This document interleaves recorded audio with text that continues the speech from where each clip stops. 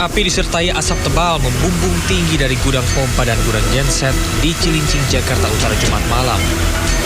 Api dengan cepat membesar dan membuat sejumlah pegawai yang bekerja panik serta menyelamatkan diri.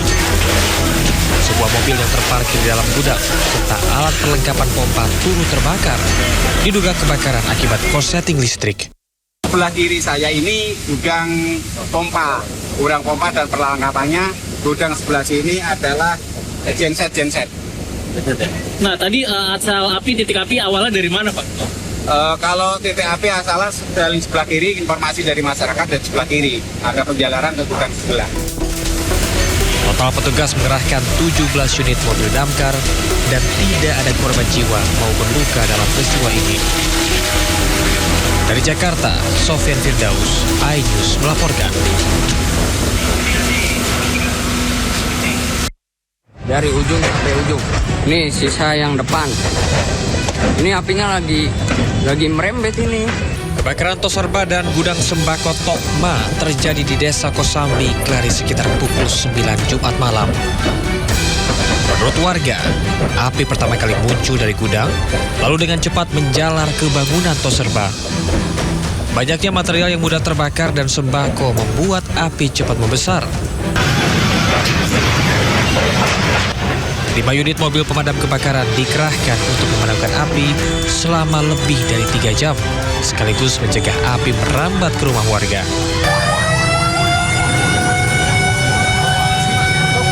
Tidak ada korban jiwa dalam kebakaran ini, namun seluruh bangunan dan barang dagangan hangus. Penyebab kebakaran masih dalam penyelidikan petugas gabungan.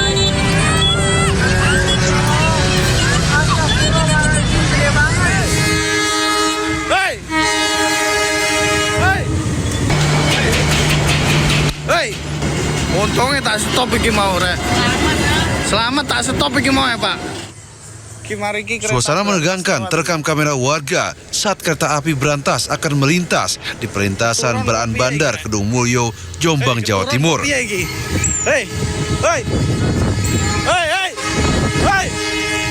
Meski posisi kereta api sudah sangat dekat dengan jalan raya, palang pintu perlintasan ini ternyata tak kunjung ditutup oleh petugas penjaganya.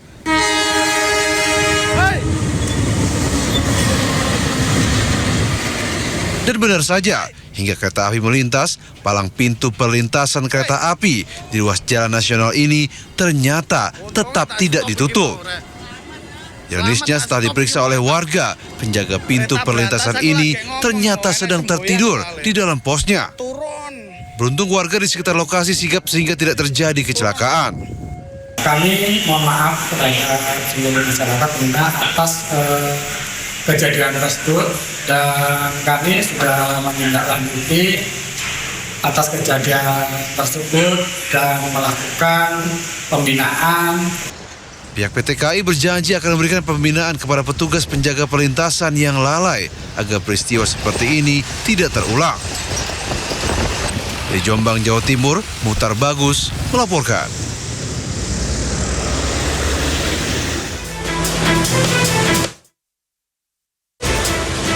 Insiden bermula saat sebuah mobil minibus diduga menerobos lampu merah di simpang Bundaran Hotel Indonesia, Jakarta Pusat. Seorang satpam yang berada di lokasi berupaya menegur pengemudi, namun teguran tersebut berujung cekcok dan rekamannya viral di media sosial. Kapolsek Metro Menteng AKBP Brayel Arnold Rondonuwu menyebut kedua belah pihak datang ke pos Pol Tamrin untuk dimediasi dan keduanya sepakat telah saling meminta maaf.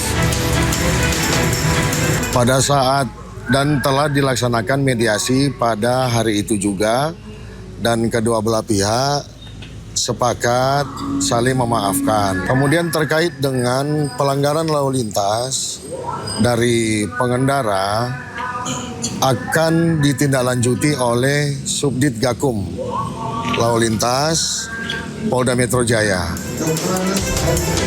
Gubernur DKI Jakarta Pramono Anung menyatakan berdasarkan rekaman CCTV milik Pemprov DKI, pengemudi terlihat melakukan pelanggaran lalu lintas.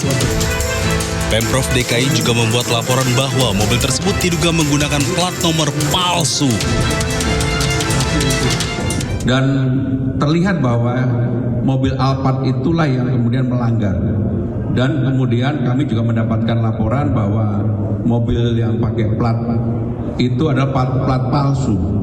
Sehingga dengan demikian orang yang menegur harusnya yang diberikan sanksi, dan saya sudah minta untuk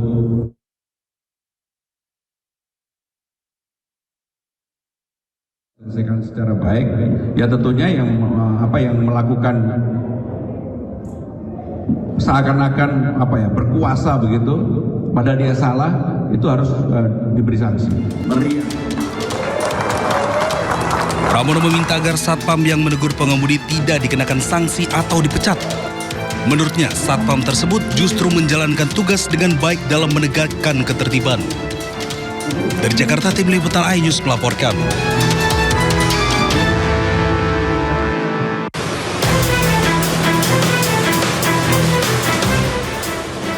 Insiden bermula saat sebuah mobil minibus diduga menerobos lampu merah di simpang bundaran Hotel Indonesia, Jakarta Pusat.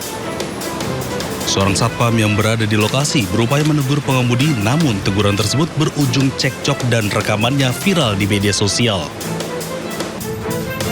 Kapolsek Metro Menteng AKBP Braille Arnold Rondonuwu menyebut kedua belah pihak datang ke Pospol Tamrin untuk dimediasi dan keduanya sepakat telah saling meminta maaf. Pada saat dan telah dilaksanakan mediasi pada hari itu juga, dan kedua belah pihak sepakat saling memaafkan. Kemudian terkait dengan pelanggaran lalu lintas dari pengendara akan ditindaklanjuti oleh Subdit Gakum Lalu Lintas Polda Metro Jaya.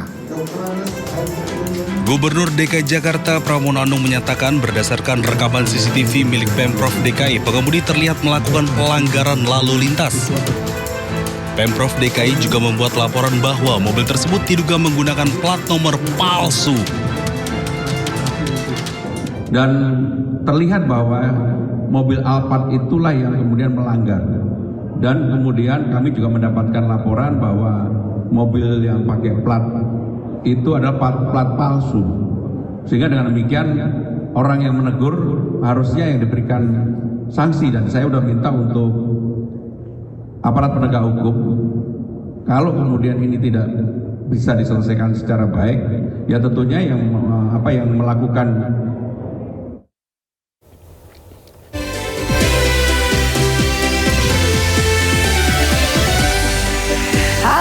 pagi pemirsa, apa kabar hari ini? Selamat pagi Nata. Pagi juga Yasmin. Ini kita semalaman gitu ya, masyarakat Indonesia sebagian besar juga menyaksikan terkait dengan breaking news yang ditayangkan oleh televisi nasional. Betul. Begitu ya, khususnya terkait dengan kasus ex-Jampitsus Febri Adriansyah yang akhirnya resmi ditahan kemarin dibawa dari Kejaksaan Agung menuju ke Gedung Merah Putih KPK Jakarta ya. Betul, tapi ketika kemarin sempat berbicara juga mantan Jampitsus Febri Adriansyah mengatakan bahwa dirinya ini dikriminalisasi ya. Nah itu dia, dikriminalisasi.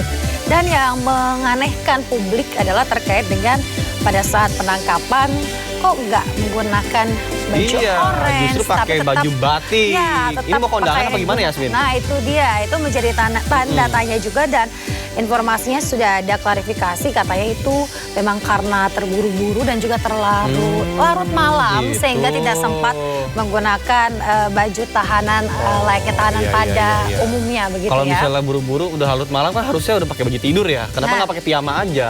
Pakai piyama kan lebih lucu, pakai rompi tahanan. Ini kan pakai batik harus effort dulu.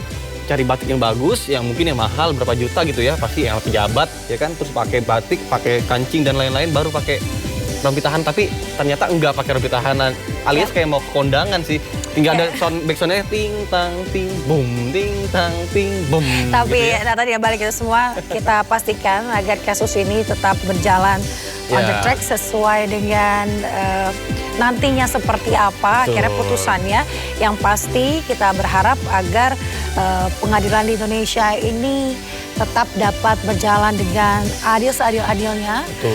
Terutama menyebabkan kerugian negara juga ya akibat kasus ini, miliaran rupiah sejauh ini. Ratusan miliar rupiah, hampir ratusan miliar triliun rupiah yang sudah berhasil diamankan oleh pihak terkait begitu ya. Dan kita akan membahasnya lebih lengkap pemirsa dalam program Sindo Today, program yang menghadirkan informasi terhangat hari ini. Bersama saya Yasmin Natania. Dan saya Nata Arman, dan sebelum kita memulai seluruh rangkaian Sindo Today, redaksi kami juga telah menyiapkan 3 berita pilihan dan ini dia.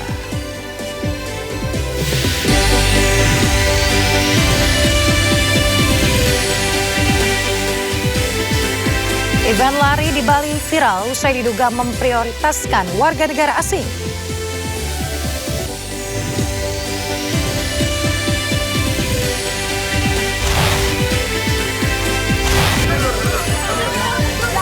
Usai diperiksa 10 jam, ex-Jampitsus Febri Adriansyah resmi ditahan penyidik Kejaksaan Agung.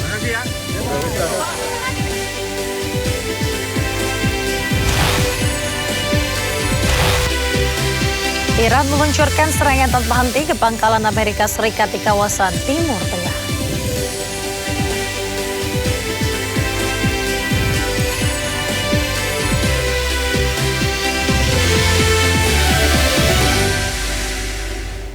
Pemirsa Sindo Today, kita awali dengan informasi tim DVI Bidokes Polda Sulawesi Selatan kembali berhasil mengidentifikasi seorang korban tenggelamnya kapal KM Nurul Salsa pada Jumat malam. Ya, usai diidentifikasi, korban langsung diserahkan ke pihak keluarga.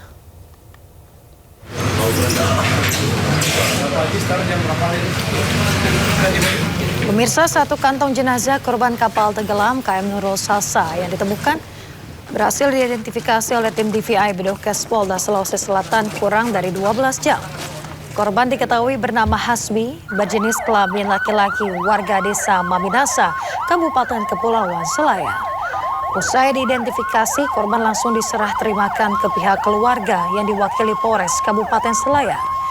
Tim DVI gabungan telah berhasil mengidentifikasi total 3 korban dari 3 kantong jenazah yang diterima.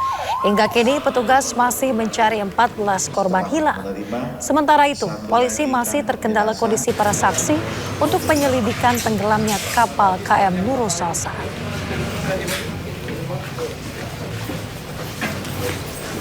Sekarang masih dalam proses penyelidikan. Jadi kalau kendalanya, saya kira karena sebagian saksi juga merupakan korban dari kecelakaan. Ini kita menunggu proses mereka, penyembuhan mereka baik secara fisik maupun secara mental mereka. Pemirsa, marak aksi kejahatan, pemerintah Kota Bandung kembali memberlakukan jam malam untuk pelajar. Jam malam dibatasi hingga pukul 9 malam dan pukul 12 malam pada akhir pekan.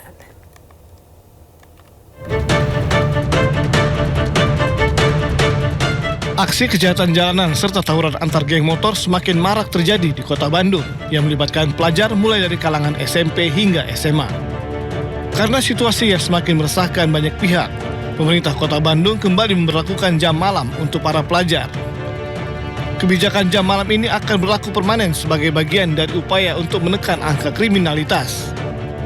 Pemkot Bandung menegaskan penerapan jam malam bukan karena pelajar dianggap sebagai pelaku kejahatan, namun untuk melindungi pelajar agar tidak terlibat maupun menjadi korban tindak kriminal yang kerap terjadi pada malam hari. Sekarang mah jadinya permanen. Kemarin kan sempat close sebentar ya karena masa libur. Sekarang jadi akan dikuatkan lagi. Ini tujuannya apa? Bukan menganggap bahwa pelaku pasti pelajar. Justru untuk menghindarkan jangan sampai pelajar terpengaruh untuk menjadi pelaku atau yang lebih mengerikan lagi justru menjadi korban. Penerapan jam malam bagi pelajar dimulai pukul 21 waktu Indonesia Barat. Khusus pada malam akhir pekan, pelajar diberikan toleransi untuk berada di luar rumah hingga pukul 12 malam. Dari Bandung, Jawa Barat, Billy Maulana Finkran, iNews melaporkan. Pemirsa, tidak hafal perkalian, seorang guru di Lubuk Linggau, Sumatera Selatan diduga menganiaya sejumlah siswa SD. Korban yang dipukul dengan menggunakan mistar kayu sehingga sejumlah siswa mengalami luka-luka di beberapa bagian tubuhnya.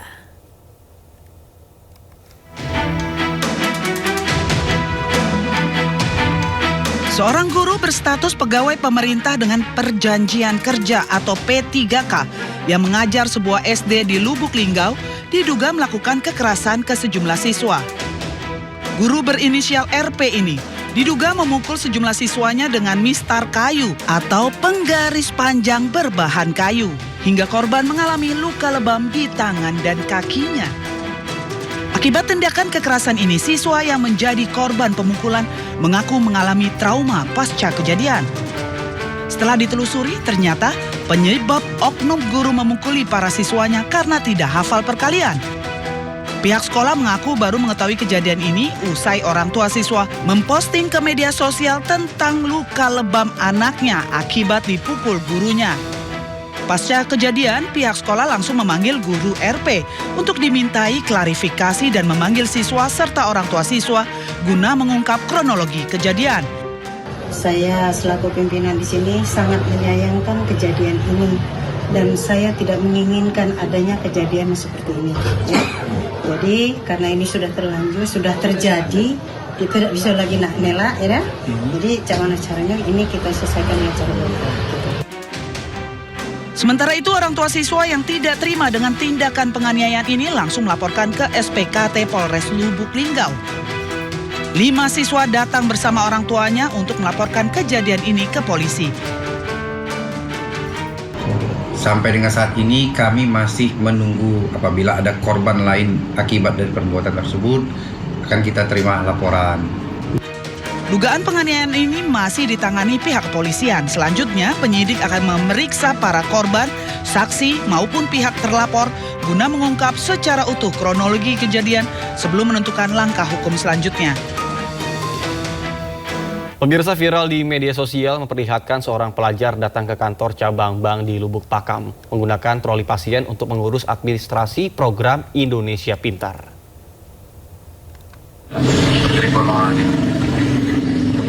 Ada luka adanya KTP elektronik.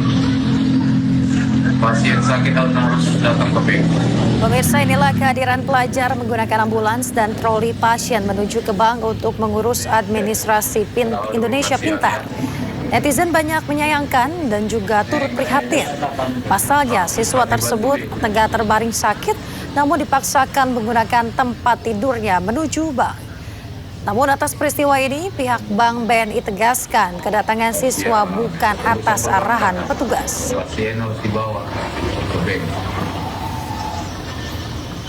Sedang bed rest.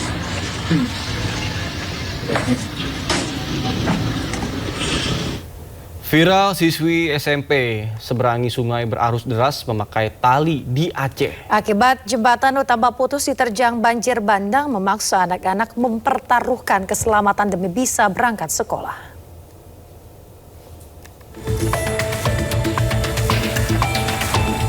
Sebuah video memperlihatkan seorang siswi sekolah menengah pertama nekat menyeberangi sungai berarus deras hanya dengan menggunakan seutas tali di Aceh. Video ini pun mendadak viral di media sosial. Aksi berbahaya ini merupakan cerminan kondisi memprihatinkan yang harus dihadapi oleh warga dan para pelajar di Desa Pendawi, Kabupaten Gayo Lues, Aceh. Akibat jembatan utama putus diterjang banjir bandang pada November 2025, jembatan hanyut serta badan jalan amblas membuat total 6 desa mengalami isolasi total selama berbulan-bulan. Demi menyambung kembali aktivitas harian, warga berinisiatif membangun jembatan tali darurat secara swadaya sebagai satu-satunya jalur penghubung alternatif. Kondisi ini memaksa anak-anak mempertaruhkan keselamatan demi bisa berangkat sekolah.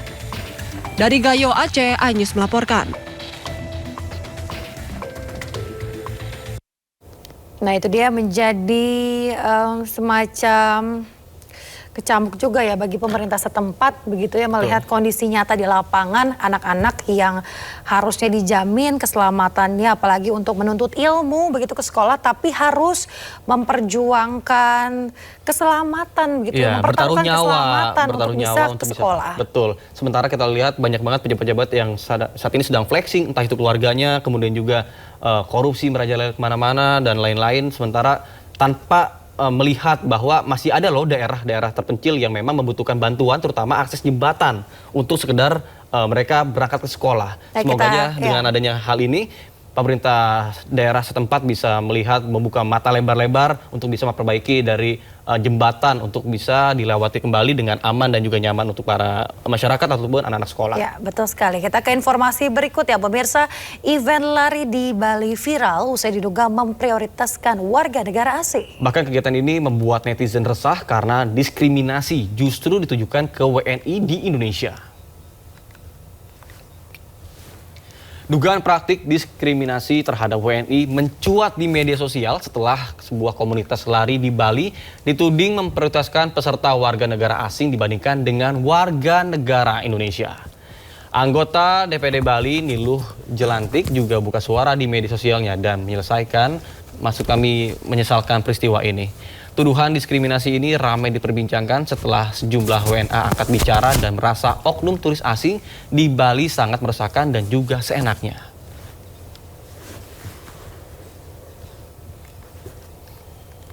Yang melarang orang Indonesia untuk bergabung. Aku Josh Belari. And I'm Jack Ahern, and we're making this video because it's time to stand up for what's right. Udah terlalu lama, sebagian orang asing datang ke Indonesia, bikin klub lari yang menguasai seluruh jalan, bikin macet, dan mendiskriminasi orang lokal. How do you come to someone else's country and then think you have the right to do that? Sudah waktunya kita membela orang-orang Indonesia yang kita cintai. Karena ini menambah stigma bahwa semua bule itu bodoh dan racist. Dan aku gak mau itu terjadi. Indonesia, we love you and thank you for being so welcoming to us. Orang Indonesia, kalian termasuk orang-orang paling ramah dan paling baik di dunia ini. Kalau aku punya klub lari, semua orang bisa ikut. Entourage Bali, fix your shit or get out. Senator Republik Indonesia, dengan ini kami meminta kepada pihak Imigrasi Bali dan juga Kepolisian Provinsi Bali, Polda Bali, agar dapat menindaklanjuti laporan kami terkait dengan dugaan diskriminasi oleh WNA-WNA dan juga kegiatan-kegiatan yang diduga tidak berizin. Video terlampir. Dan kepada para WNA ataupun foreigners yang tidak menerima keanggotaan warga negara Indonesia, kalian melakukannya di Bali, kalian melakukannya di Indonesia. Ini adalah tanah air kami. So, we're gonna keep an eye on you, ya. Ditunggu ya. Pemirsa, aktor Dude Herlino menyerahkan uang honor sebesar 5,25 miliar rupiah yang diterimanya sebagai brand ambasador PT Dana Syariah Indonesia ke penyidik di Tipideksus Barreskrim Polri. Pemirsa, uang sebesar 5,25 miliar rupiah itu disita sebagai barang bukti dalam penyidikan kasus dugaan penipuan yang menjerat perusahaan Dana Syariah Indonesia. Uang tersebut merupakan honor untuk Dude Herlino sebagai brand ambassador sejak tahun 2022 hingga 2025. Alhamdulillah, bersyukur bisa memberikan kontribusi dan juga menunjukkan rasa empati gitu ya. Paling itu buat saya. Ya mudah-mudahan nanti korban-korban ini bisa mendapatkan hak mereka yang paling penting untuk saya. Bisa mendapatkan hak mereka sepenuhnya dengan sesuai aturan hukum. Terakhir yang mesti dikawal proses restitusinya sih. Oh iya. Jadi nanti penyidik kan sudah ngumpulin sejumlah angka dan mudah-mudahan yang berhasil dijaring bisa dibawa full ke jaksa penuntut. Nanti itu full juga dibawa ke persidangan. Nanti di hakim akan memeriksa dan nanti hakim akan memerintahkan bagaimana nanti jaksa atau polisi bersama dengan LPSK melakukan restitusi ya, pembalian kepada uang itu secara adil kepada mereka yang benar-benar jadi korban. Pemirsa, tim penyidik Kejaksaan Tinggi Sulawesi Utara menggeledah rumah mewah di kawasan Bahu Mall, Kota Manado. Penyidik menemukan uang tunai 18 miliar rupiah serta emas 85 gram.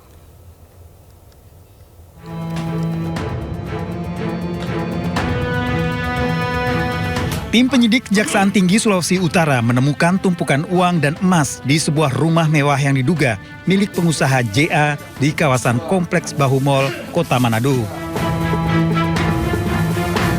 JA merupakan seorang pengusaha terkenal yang saat ini menjabat sebagai Ketua Kadin Manado periode 20.025 hingga 20.030. Dalam penggeledahan yang dikawal personel TNI, penyidik melakukan pemeriksaan di seluruh bagian rumah dan ditemukan uang tunai pecahan Rp50.000 dan Rp100.000 dengan total sekitar 18 miliar rupiah serta emas seberat 98 gram. Penggeledahan ini diduga berkaitan dengan penyidikan kasus dugaan korupsi pengelolaan tambang emas yang sebelumnya telah menjerat 3 tersangka. Yang paling signifikan yang kami peroleh yaitu uang sejumlah 18 miliar 866.836.000 rupiah dalam pecahan 100.000, dalam pecahan 50.000 dan juga ada mata uang asing. Penyidik juga menggeledah 2 lokasi berbeda yakni kantor pemasaran IT Center dan Taman Parafon. Usai penggeledahan, penyidik membawa 9 box berisi uang tunai dan dokumen berkaitan dengan perusahaan dibawa ke Kejati, Sulawesi Utara.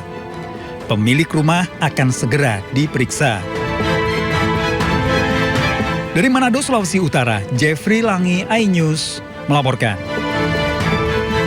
Pemirsa, Anda kembali di Sindo Today. Kejagung resmi menahan ex-Jampitsus Febri Adriansyah setelah menjalani pemeriksaan sebagai tersangka sejak Jumat siang.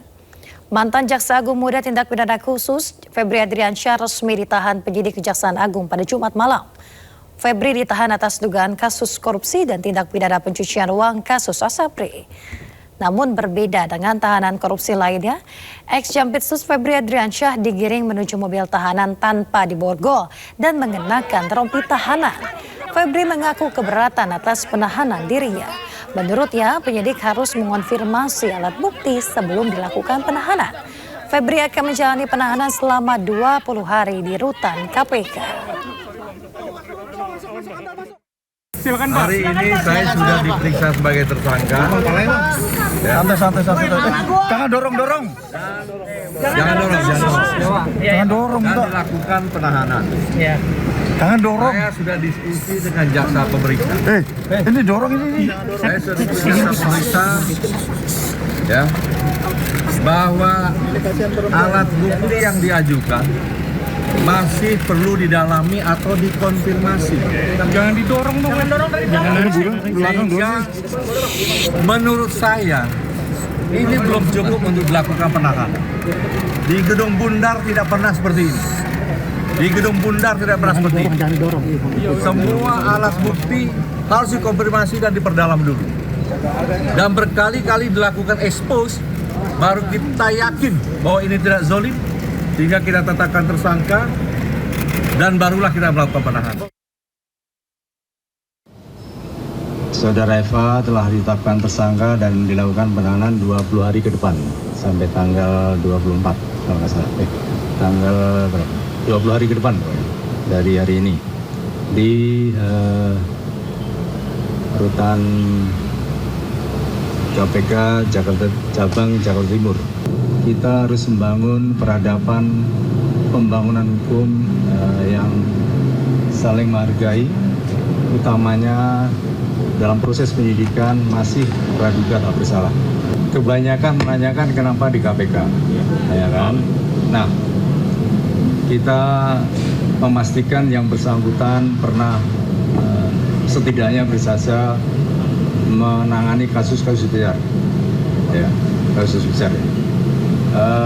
Kami memandang perlu untuk pelindungan yang bersangkutan juga, untuk proses akuntabilitas, transparansi, dan kita sinergi dengan KPK juga, oleh karenanya untuk menjamin proses kedepannya dan yang bersangkutan mohon maaf mungkin lebih nyaman karena yang bersangkutan banyak menangani kasus besar, kita ketahui. Itulah salah satu pertimbangannya kenapa di sana. Iya, kalau masalah rompi tadi mohon maaf karena buru-buru juga udah malam ya. Terus yang kedua, modus operandi secara umum dugaan TPPU yang dilakukan oleh penyelenggara negara dalam jabatannya sebagai jaksa atau pejabat struktural selama dia menjabat mengabdikan diri di kejaksaan. Lebih detailnya tidak akan saya sampaikan karena terkait dengan pembuktian, dan kalau kita sampaikan akan sangat menyulitkan kita ke depannya. Pemirsa, mantan Jampitsus Kejagung Febri Adriansah resmi ditahan di rutan KPK. Tanpa rompi dan juga borgol, Febri turun dari mobil tahanan dan langsung menuju rutan KPK dengan pengawalan petugas. Ex-Jampitsus Febri Adriansah dibawa dari Kejagung ke rutan KPK menggunakan mobil tahanan Kejagung. Febri Adriansah tiba di rutan KPK pukul 11.20 Jumat malam. Febri tanpa rompi dan juga borgol turun dari mobil tahanan langsung menuju ke rutan KPK dengan pengawalan petugas.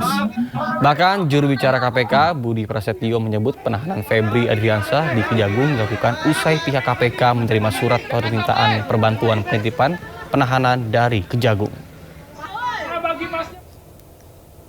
Pada kerangka koordinasi dan supervisi, hari ini Jumat 24 Juli 2026, KPK memberikan dukungan dan perbantuan terkait dengan penitipan penahanan untuk tersangka saudara FA terkait dengan tindak pidana pencucian uang yang penyidikannya dilakukan di Kejaksaan Agung.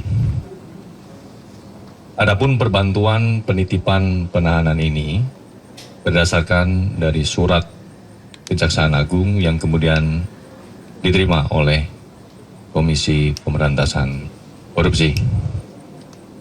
Sehingga terhadap tersangka saudara FA dilakukan penahanan untuk 20 hari ke depan di rutan Gedung Merah Putih.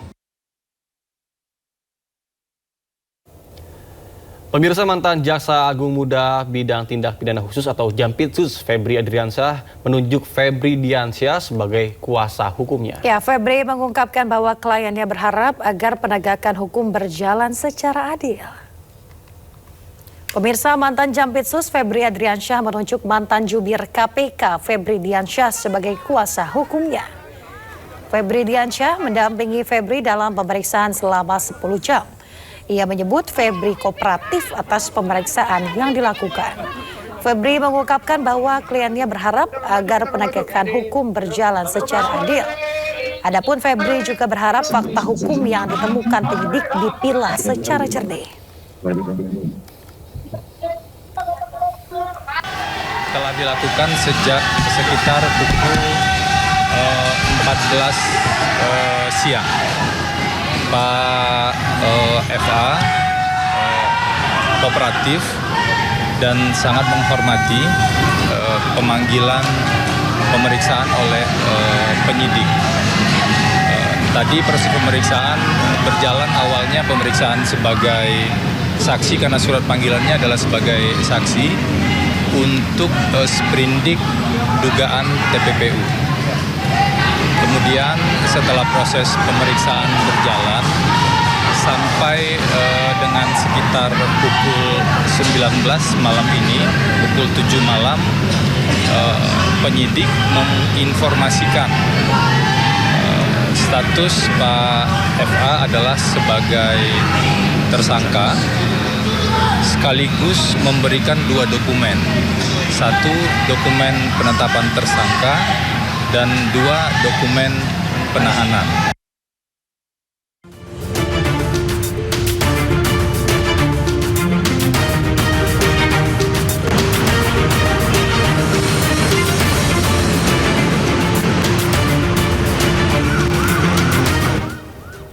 Ya, pemirsa, selanjutnya kami ajak Anda mengetahui pantauan lalu lintas hari ini di sejumlah wilayah melalui pantauan CCTV Korlantas Polri, dan kita akan bergabung dengan Brigadir Treslinda di studio NTMC Polri. Baik, selamat pagi. Bagaimana pantauan lalu lintas di sana? Silakan.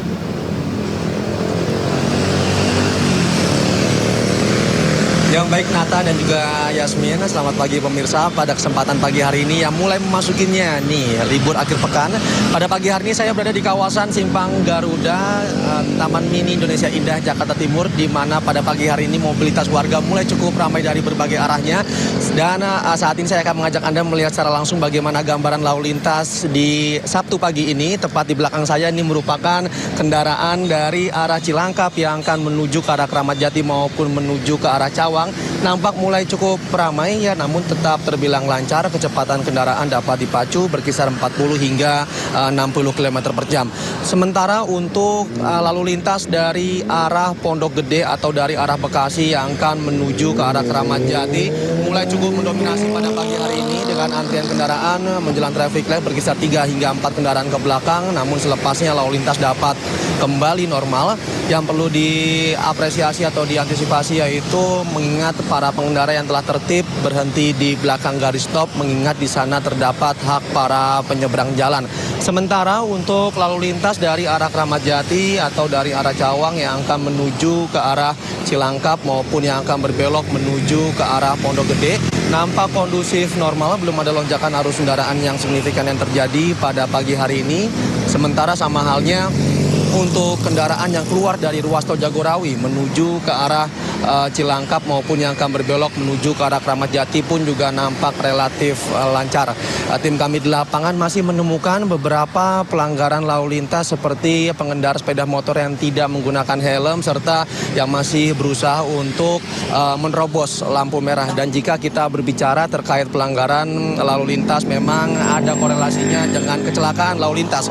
Dan menurut informasi data kami dari IRSMS Korlantas Polri, angka kecelakaan lalu lintas di seluruh Indonesia selama 1 kali 24 jam sepanjang hari kemarin masih cukup banyak, sebanyak 313 kasus kecelakaan lalu lintas dengan rincian korban yaitu 28 meninggal dunia, 40 luka berat dan juga 424 luka ringan.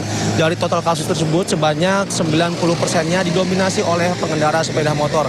Terkait dari data tersebut, kami dari kepolisian tidak bosan-bosan menghimbau kepada seluruh elemen masyarakat agar dapat selalu meningkatkan kesadaran diri akan pentingnya tertib berlalu lintas. Ada atau tidak adanya petugas kami di lapangan maupun ada atau tidak adanya titik kamera etle kami di lapangan dikarenakan dengan tertib berlalu lintas merupakan salah satu upaya kita untuk menyelamatkan anak bangsa. Untuk informasi selengkapnya silakan hubungi call center kami di nomor 15569 dan juga melalui WhatsApp center kami di nomor 085871500669.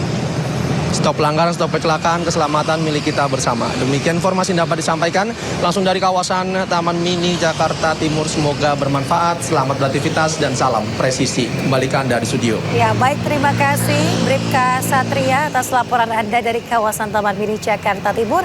Selamat bertugas kembali dan salam presisi.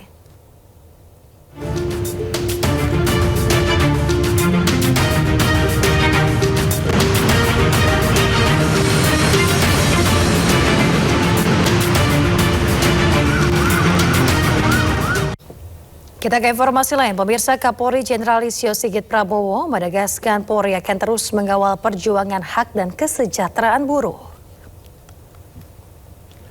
Hal ini disampaikan oleh Kapolri saat meresmikan Sekretariat Bersama Koalisi Besar Perjuangan Buruh Indonesia atau KBPBI di Jakarta.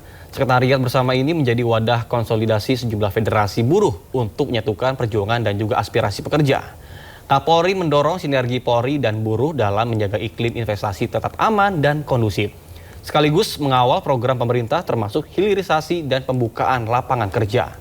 Sementara Presiden KSPSI Andi Gani Nenawea menyebut bahwa Sekretariat Bersama menjadi simbol persatuan buruh termasuk dalam mengawal pembahasan rancangan undang-undang ketenagakerjaan. Kita mendorong agar perjuangan untuk terus memperjuangkan hak-hak buruh, memperjuangkan kesejahteraan buruh, di satu sisi terus harus tetap dijaga, namun di sisi lain kita juga harus menjaga agar iklim investasi tetap kondusif. Karena Bapak Presiden tentunya memiliki banyak program yang harus kita kawal bersama, dan perjuangan dari teman-teman buruh adalah menjadi bagian untuk memperjuangkan apa yang menjadi program Bapak Presiden. Kami mendirikan sebuah sekretariat bersama untuk menguatkan perjuangan buruh, khususnya Undang-Undang Ketenagakerjaan dan beberapa masalah perburuan lainnya. Kami mempunyai kesadaran sangat tinggi, kalau tidak bersatu kami pasti kalah. Karena itu kami minggu depan sudah mendapatkan jadwal bertemu pimpinan DPR antara Kamis dan Jumat, menyerahkan draft usulan Undang-Undang Tenaga Kerjaan yang sudah selesai kami lakukan. Tim rumus selama 5 hari bekerja keras. Kita ke informasi lain, pemirsa. KPK menyebut ex-Bupati Kuantan Singingi, Suhardiman Ambi mengumpulkan uang senilai $46.500 Singapura untuk diserahkan ke Menteri Kehutanan Raja Juli Antoni.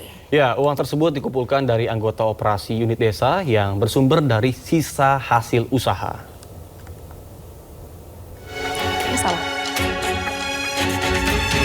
Komisi Pemberantasan Korupsi menyebut ex-mantan Bupati Kuantan Singingi Suhardiman Ambi mengumpulkan uang senilai $46.500 Singapura yang diduga diperuntukkan bagi Menteri Kehutanan Raja Juli Antoni. Juru bicara KPK Budi Prasetyo mengatakan uang tersebut dikumpulkan melalui perantara dari anggota koperasi unit desa yang bersumber dari sisa hasil usaha. Uang tersebut kemudian disiapkan untuk diserahkan ke Menteri Kehutanan Raja Juli Antoni, namun belum bisa dipastikan jumlah uang di dalam amplop tersebut.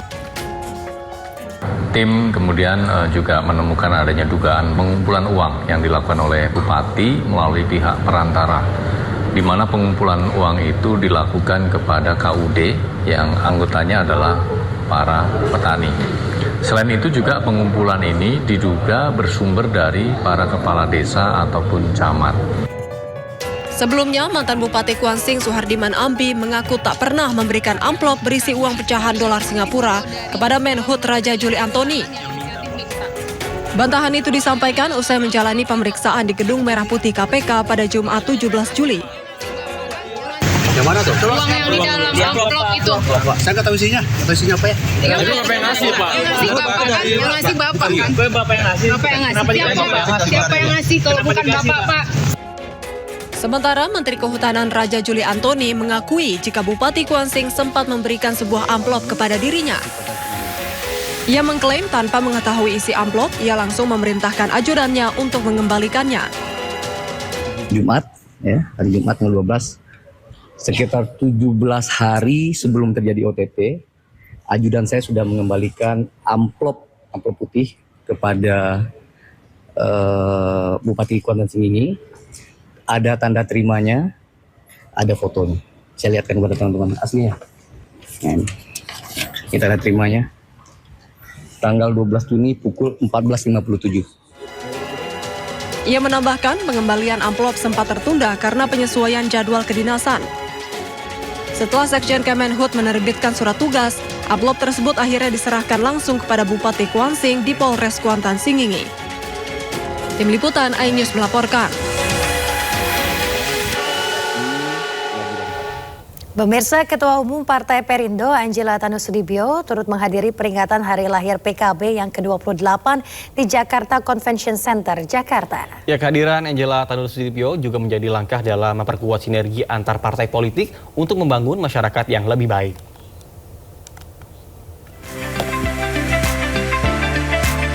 Peringatan hari lahir ke-28 Partai Kebangkitan Bangsa berlangsung meriah di Jakarta Convention Center, Jakarta. Harlah ke-28 PKB ini dihadiri Presiden Prabowo Subianto serta para pimpinan partai politik diantaranya Ketua Umum Partai Perindo Angela Tanusudibio bersama Sekretaris Jenderal DPP Partai Perindo Ferry Kurnia Rizkiansyah. Selain untuk memberikan selamat serta doa, kehadiran Partai Perindo di Harlah PKB ini juga sebagai bentuk silaturahmi dan kerjasama politik dalam memperkokoh fondasi demokrasi Indonesia. Semangat Partai Perindo sebenarnya sama dengan semangat PKB. Bagaimana kita menguatkan keumatan, bagaimana kita menguatkan bangsa negara lewat jalur-jalur ekonomi. Dan ini yang memang menjadi tema besar yang diusung oleh PKB. Ketika partai-partai berkolaborasi, saya yakin, maka kebijakan-kebijakan nanti yang akan lahir akan betul-betul membersamai masyarakat secara luas. Partai Perindo berharap semangat kolaborasi yang terbangun antar partai politik dapat melahirkan berbagai kebijakan yang semakin berpihak pada kepentingan masyarakat, khususnya dalam memperkuat sektor UMKM, koperasi, dan ekonomi kerakyatan sebagai fondasi pembangunan nasional. Dari Jakarta, Givo Morisko, Sadu Santo, iNews melaporkan. Terima kasih Anda masih bersama kami di Sindo Today bersama Senat Arman dan Yasmin Atania. Pemirsa, Iran kembali meluncurkan serangan tanpa henti ke pangkalan Amerika Serikat di kawasan Timur Tengah. Serangan ini melibatkan 3 rudal canggih milik Iran, salah satunya rudal Abad dan Kheibar Shekan.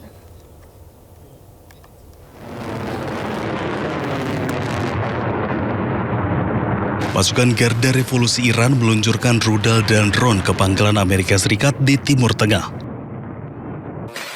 Serangan ini melibatkan rudal Emad, Kheibar Shekan, Zulfikar, dan Fattah.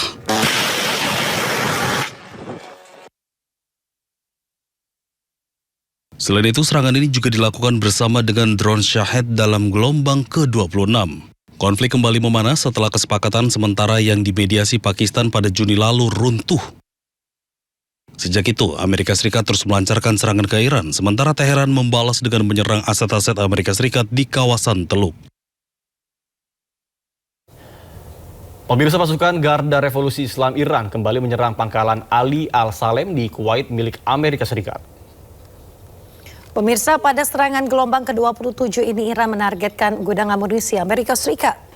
Selain itu, Iran berhasil menghancurkan 6 barak tempat penempatan untuk personel Amerika Serikat. Eskalasi perang antara Iran dan Amerika Serikat semakin memanas usai Amerika menggempur aset militer Iran tanpa henti.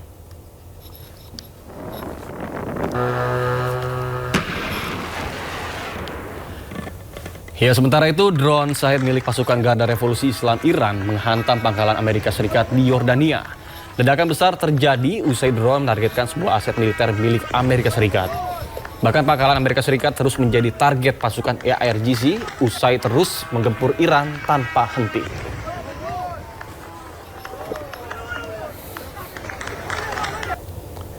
Pasukan Amerika Serikat mencegat rudal yang diluncurkan Iran di langit kota Zarko, Yordania. Serangan Iran dilancarkan usai serangan 13 malam berturut-turut dari Komando Pusat Amerika Serikat, CENTCOM.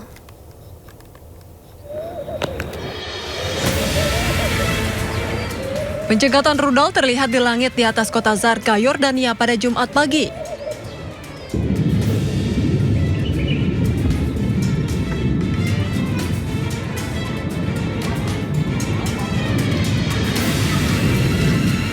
Rekaman video menunjukkan rudal pencegat diluncurkan dari darat dan asap dari serangan tersebut.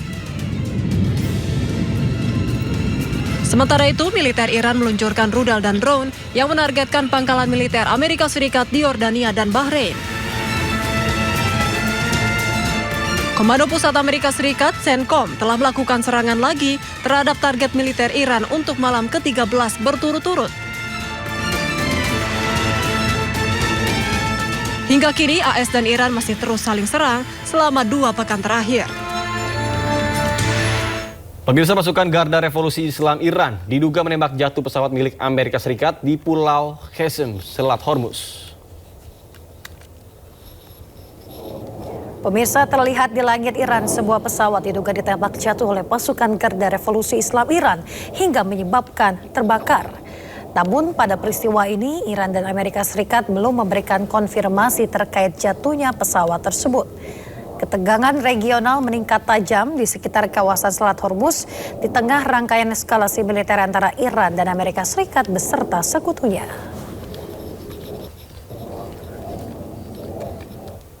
Pemirsa, drone Shahed milik pasukan Garda Revolusi Islam Iran menargetkan pangkalan militer dan konsulat Amerika Serikat di kota Erbil, Irak. Pemirsa, sebuah drone milik Garda Revolusi Islam Iran terlihat terbang rendah di langit Irak. Iran menargetkan pangkalan Amerika Serikat dan konsulat Amerika di kota Erbil. Adapun dampak serangan drone milik Iran tersebut, asap pekat hitam membumbung tinggi.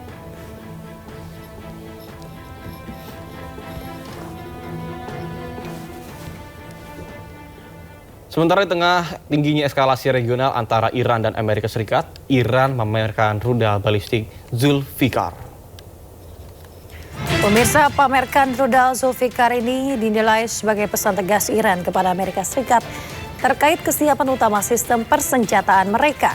Sejumlah warga nampak memenuhi pusat kota untuk menyaksikan rudal Zulfikar yang dipamerkan oleh pasukan Garda Revolusi Islam Iran. Langkah Iran ini dinilai sebagai sinyal bahwa mereka tidak gentar menghadapi serangan dari Amerika Serikat dan juga sekutunya.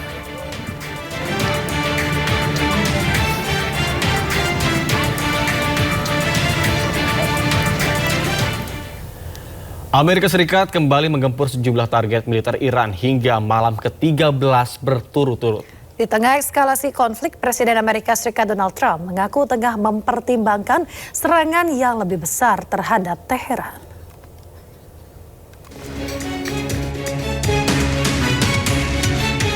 Militer Amerika Serikat kembali melancarkan serangan terhadap sejumlah target militer Iran. Komando Pusat Amerika Serikat atau CENTCOM menyatakan operasi tersebut telah memasuki malam ke-13 secara berturut-turut sebagai bagian dari upaya melemahkan ancaman Korps Garda Revolusi Islam Iran IRGC terhadap jalur pelayaran komersial. Rekaman yang dirilis CENTCOM memperlihatkan serangan ke sejumlah sasaran yang diklaim sebagai pusat komando militer, gudang penyimpanan drone, jaringan komunikasi, fasilitas pengawasan pesisir hingga kemampuan maritim Iran. Presiden Amerika Serikat Donald Trump mengatakan bahwa ia hampir memutuskan apakah akan melancarkan serangan besar-besaran terhadap Iran. Trump juga sempat menyampaikan Iran memiliki niat yang jahat. We're doing very well against the Islamic Republic of Iran. We're doing extremely well. They would like to do something, but I say they're not ready yet. They need more of the same. They're not ready yet. They got some evil intentions. We cannot let them have a nuclear weapon. Sebelumnya konflik kembali memanas setelah kesepakatan sementara yang dimediasi Pakistan pada Juni lalu runtuh. Sejak itu, Amerika Serikat terus melancarkan serangan ke Iran. Sementara Teheran membalas dengan menyerang aset-aset Amerika Serikat di kawasan Teluk. Amerika Serikat melancarkan serangan udara yang intensif terhadap kota pelabuhan strategis Bandar Abbas, Iran. Pemirsa, serangan ini menargetkan infrastruktur vital seperti pangkalan Angkatan Laut Iran. Serangan Amerika Serikat memicu ledakan besar beruntun dan membuat sejumlah warga yang tinggal di kawasan Bandar Abbas ketakutan dan panik. Ketegangan ini memicu peningkatan resiko pelayaran internasional serta lonjakan harga minyak global.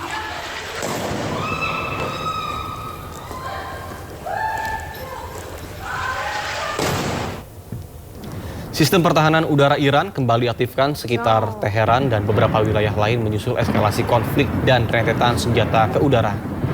Ketegangan ini dipicu oleh konfrontasi militer dengan Amerika Serikat di Selat Hormuz.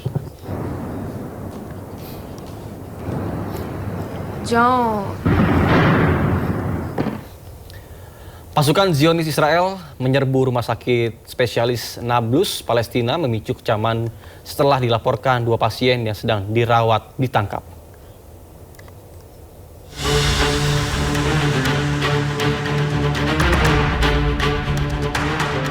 Suasana mencekam menyelimuti rumah sakit spesialis Nablus di tepi barat Palestina. Rekaman video menunjukkan tentara Zionis Israel dengan bersenjata lengkap menyusuri lorong-lorong rumah sakit. Sementara pasien, keluarga pasien, dan tenaga medis dipaksa tiarap dengan tangan di atas kepala. Pasukan Israel melancarkan penggerebekan bersenjata ke dalam fasilitas kesehatan tersebut. Operasi ini berakhir dengan penangkapan 2 orang bersaudara yang berada di dalam rumah sakit. Direktur Administrasi Rumah Sakit, Wael Al-Kharouf, menyatakan bahwa pasukan Zionis Israel menemukan seorang pasien yang sedang menjalani perawatan, lalu menangkapnya bersama saudaranya. وبعديها اتوجهوا للمريض اللي كانوا جايين هم علشانه اخذوه وفكوا الاجهزه عنه وبعديها اخذوا اخوه انه هو كمرافقه اللي كان موجود اخذوهم الاثنين وصادروا كمان الكاميرات اللي عندنا انه كدي في ار وحاولوا انهم يفوتوا حتى على اقسام الاداره في الكامل وتفتيشها في الكامل وكان التعامل بطريقه وحشيه بحيث انه لم يحترموا حرمه انه كمستشفى او حرمه انت عارف بتكون انه كهيئه انسانيه انه كمستشفى بتكون يعني هيئه انسانيه ما تم التعامل معها بكل احترام. Kementerian Luar Negeri Palestina mengutuk atas penggerebekan bersenjata Zionis Israel ke dalam rumah sakit tersebut. Sejumlah orang terluka akibat serangan Israel yang menghantam sebuah bangunan tempat tinggal di pusat kota Gaza, Palestina pada Kamis malam. Serangan tersebut terjadi usai Israel mengeluarkan peringatan evakuasi.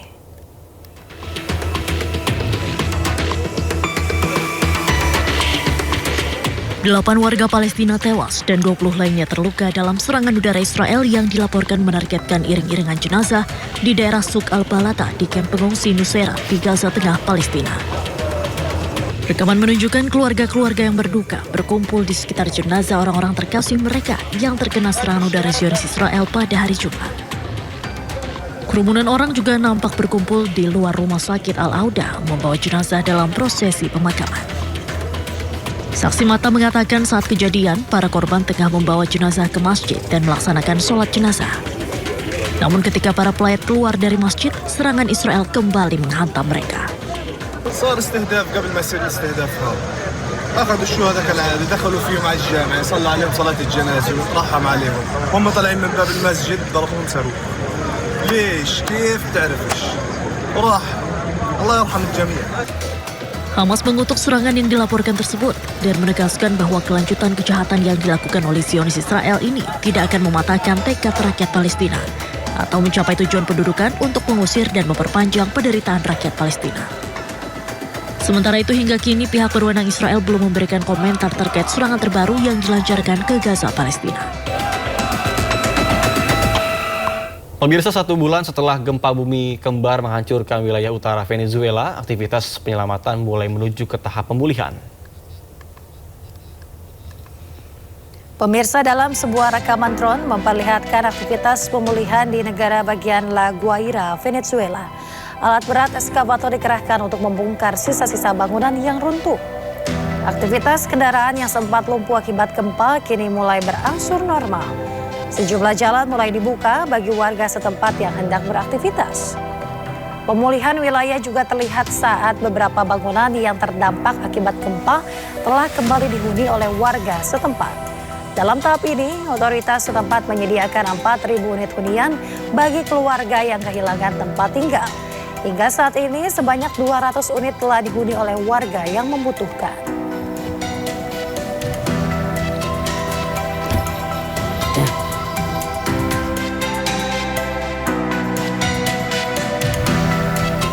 Sementara itu pemirsa, duka mendalam masih membekas bagi sejumlah warga Venezuela yang terdampak gempa. Hingga kini masih ada warga yang mencari anggota keluarganya yang hilang.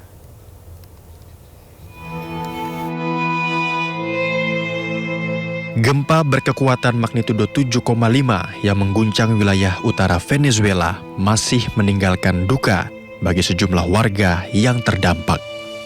Carlos Rondon salah satunya. Ia kehilangan putranya yang berusia 24 tahun ketika hunian yang mereka tempati runtuh. Musibah tersebut membuat Rondon sangat terpukul sebab ia tidak hanya kehilangan putranya, melainkan juga istrinya. Oficial de la Policía Municipal y su esposa, Alba, que también falleció con él ahí, oficial también o jefa de la Policía Municipal. Ia juga menceritakan setiap warga tidak punya pilihan lain selain mencari anggota keluarga yang hilang seorang diri. Doa menjadi satu-satunya penguat yang ia jadikan pegangan saat gempa besar menghancurkan tempat tinggalnya. Le pido a Dios que me siga dando la fuerza y a mi hijo, que fue el legado que me dejó, que todo el mundo lo quiere y me está dando fuerza, porque aquí es que se está viendo cómo el pueblo es que ha sacado a su gente de donde están, y espero como yo que le demos sepultura a cada persona que perdió, que están ahí todavía pidiendo ayuda. Gempa tersebut merubah seluruh tatanan kota dan merubah hidup banyak orang. Otoritas Venezuela mencatat jumlah korban resmi akibat gempa bumi mencapai 5.398 orang tewas dan 16.740 orang terluka. Kita beralih informasi lain, pemirsa. Kebakaran hebat melanda sebuah toko di Kuala Lumpur, Malaysia. Ya, kebakaran dipicu oleh 2.000 tabung gas portable.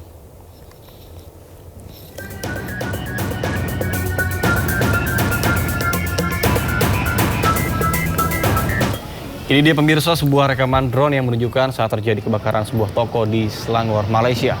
Besarnya api membuat pemadam kebakaran mengerahkan 135 personil ke lokasi kebakaran.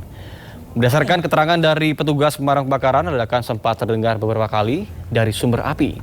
Dugaan sementara kobaran api semakin diperparah oleh 2.000 tabung gas yang berada di dalam toko tersebut. Hingga berita ini ditayangkan, belum diketahui apakah ada korban dalam insiden ini.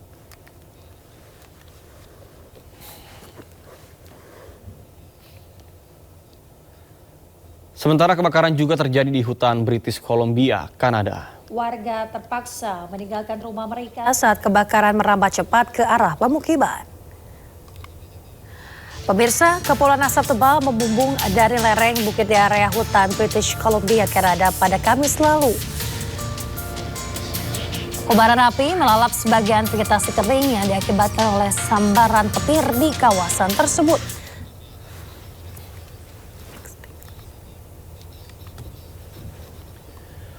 Informasi lainnya pemirsa, dan berikut kondisi terkini di Gedung Merah Putih KPK setelah Febri Adriansyah resmi ditahan.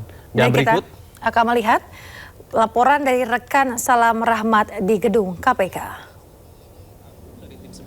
Ini telah melakukan pemeriksaan selama 10 jam lamanya pada hari kemarin, di mana dapat kami informasikan juga bahwa alasan lainnya Febri Adriansyah ini dilakukan penahanan di rutan KPK, bukan di rutan Kejagung. Alasannya karena untuk menghindari potensi konflik kepentingan, mengingat Febri sebelumnya ini juga menangani sejumlah perkara besar sekaligus juga sebagai bentuk sinergi antara Kejaksaan Agung dan juga KPK demi menjalin proses hukum berjalan secara transparan dan juga akuntabel. Dan memang dapat kami informasikan juga kepada Anda, Pram, dan juga pemirsa, bahwa usai menjalani pemeriksaan, ini Febri juga menyatakan bahwa dirinya ini menjadi korban kriminalisasi hukum, di mana ini beliau berlandaskan bahwa penahanan terhadap dirinya ini belum memiliki dasar hukum yang cukup dan juga dasar alat bukti maupun juga barang bukti yang kuat. Dan memang dapat kami informasikan juga kepada Anda, Pram, dan juga pemirsa, bahwa untuk di kawasan tempat kami melaporkan saat ini, di kawasan KPK maupun juga di rutan KPK saat ini juga masih terpantau kondusif. Belum ada tanda-tanda akan adanya perkembangan lebih lanjut terkait dengan kasus yang menimpa dari Febri Adriansyah maupun juga untuk pihak keluarga ataupun juga dari kuasa hukum yang akan menjenguk ataupun juga mendatangi ke rutan KPK untuk melihat kondisi dari Febri sendiri. Dan kami akan terus menginformasikan kepada Anda, Pram, dan juga pemirsa terkait dengan perkembangan lebih lanjut yang ada di rutan KPK ini, Pram.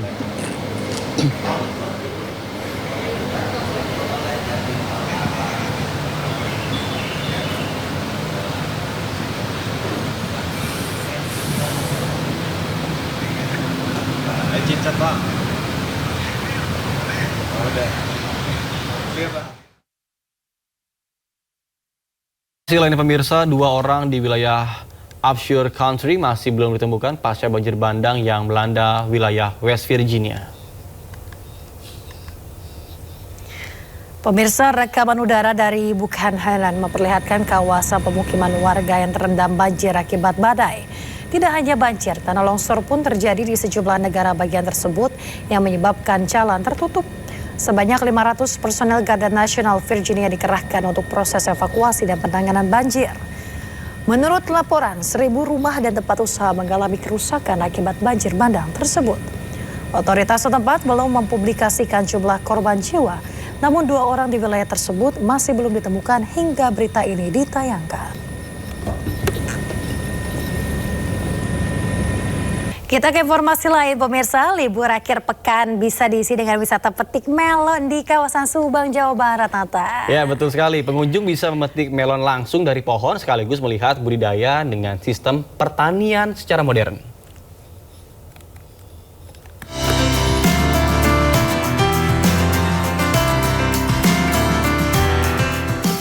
Greenhouse di Desa Dayakolot, Subang ini menjadi pilihan wisata edukasi. Pengunjung bisa memilih, memetik, menimbang, dan membawa pulang melon yang sudah matang. 2 varietas melon dibudidayakan di tempat ini dengan sistem pertanian modern yang disebut mampu meningkatkan hasil panen. Kita bukan hanya datang untuk petik melon, tapi kita coba tadi dapat edukasinya bagaimana cara menanamnya, bagaimana cara memetiknya, dan juga kita bisa selfie dan berfoto di sini. Justru dengan adanya teknologi Matsida yang dikembangkan kami oleh Universitas Politeknik Subang beserta Bapperda dari Kabupaten Subang yang membuat program ini di luar dugaan kami yang sungguh luar biasa, di mana hari ini kita mulai panen dengan hasil yang luar biasa. Masuk ke greenhouse ini gratis. Sementara melon yang dipetik dan dibawa pulang dihargai Rp35.000 per kilogram. Dari Subang, Jawa Barat, Yudi Heriawan Juanda, iNews melaporkan. Wah, seru banget ya Nata dan juga pemirsa ya. Kalau misalnya tadi kan petik melon, saya juga seneng nih petik stroberi. Wow. Ini bisa langsung dilakukan biasanya di daerah Lembang, di daerah dataran tinggi pokoknya, dan juga petik ini durian. Kalau durian ada nih di kawasan. Iya. Nggak ngeri ketiban itu, ketiban durian, dia rezeki nomplok ya. Oh iya ya. Enggak kayak aja ini, metik nanas, tajam-tajam. Yang metik dong, yang metik pasti abangnya. Oh iya. Kita tinggal makan aja. Biasanya ada di kawasan ini, di Cijeruk, di Kabupaten Bogor. Wah, kalau nanas di nanas Subang tuh nanas yang madu kecil-kecil itu tuh. Tapi hati-hati, harus pakai sarung tangan karena tajam-tajam. Tajam-tajam. Kalau di rumah Nata punya pohon nggak? Pohon ada sih dulu mangga. Oh, berarti petik mangga. Cuman udah ditebang, gitu. Gak apa-apa, itu bisa menjadi referensi bagi pemirsa yang ingin menghabiskan waktu akhir pekan ya. Dan pemirsa, informasi yang kami hadirkan tadi sekaligus menutup Sindo Today hari ini. Jangan lupa Anda bisa mendapatkan informasi terkini dan terbaru di kanal YouTube Sindo News dan atau melalui portal yang menghadirkan berita daerah, berita nasional dan internasional lengkap di sindonews.com. Ya, mewakili kerabat kerja petugas, saya Nata Arman. Dan saya Smetania pamit undur diri. Terima kasih dan sampai jumpa.